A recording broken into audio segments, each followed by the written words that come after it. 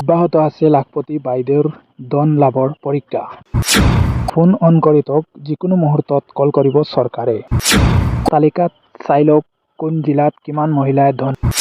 প্ৰতিখন জিলাৰ নিৰ্বাচিত মহিলা নামৰ তালিকা প্ৰকাশ। জিলাই জিলাই সভাৰ জৰিয়তে লাভ কৰিব 10,000কৈ টকা। পৰৱৰ্তী পৰ্যায়ত লাভ কৰিব 25,000 আৰু 50,000কৈ টকা। তেতিয়া পৰৱৰ্তী কিস্তিত দিব 25,000কৈ টকা। গছপুলি ৰোৱাৰ পিছতো বহু মহিলাই নাপাব লাখপতি বাইদেউৰ ধন। 3টা সন্তান বা তাতকৈ অধিক সন্তান মহিলা নাপাব লাখপতি আঁচনিৰ সুবিধা। বেয়া কামত খৰচ কৰিব নালাগে, ভাল কামত খৰচ কৰাত কোনো আপত্তি নাই। ঘৰত যদি মোৰ বাগিচা আছে, ক্ষুদ্ৰ চাহ খেতি আছে, তাতো লগাই দিয়ক, কোনো অসুবিধা নাই। শালত কৰক, মুৰ্গী কৰক, কণী কৰক, ব্যৱসায় কৰক। 1 বছৰ পিছত আমি আপোনালোকৰ ঘৰে ঘৰে আহি পৰীক্ষা কৰিম। আমি আপোনালোকক সুধিম যে আপোনালোকে টকাটো ক'ত ব্যৱহাৰ কৰিলে।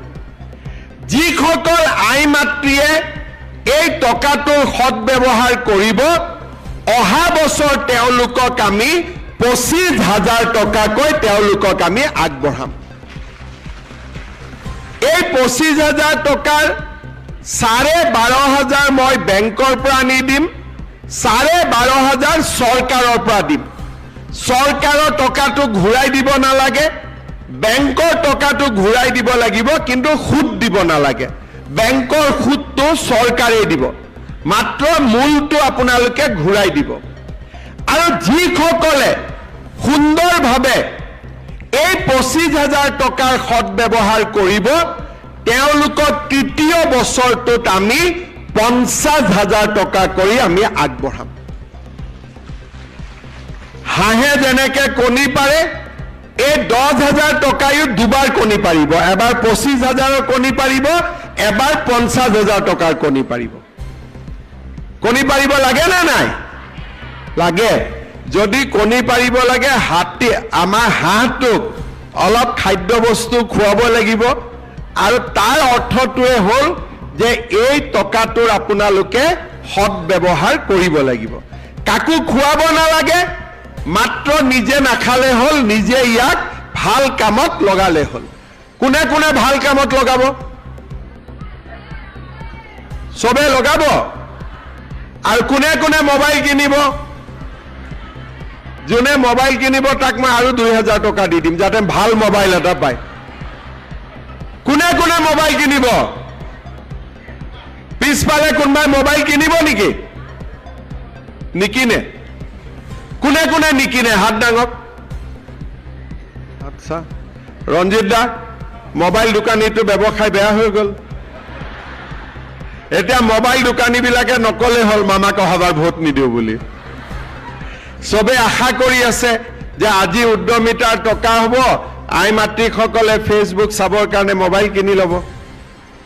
নিকিনিব দেই কোনেও, ঠিক আছে? ভাল কৰি টকাটো ব্যৱহাৰ কৰক। আমি আপোনালোকক অহা বছৰ আৰু 25,000 টকা, তাৰ পিছত আমি আপোনালোকক আৰু 50,000 টকা দিম। মই আপোনালোকক জনাবলৈ পাই ভাল পাইছোঁ যে সমগ্ৰ অসমতে এই আঁচনিটোৰ জৰিয়তে প্ৰায় 30 লাখ, এগৰাকী দুগৰাকী নহয়, 30 লাখ মহিলা উপকৃত হ'ব। বিহালীত কিমান পাব একা আজি?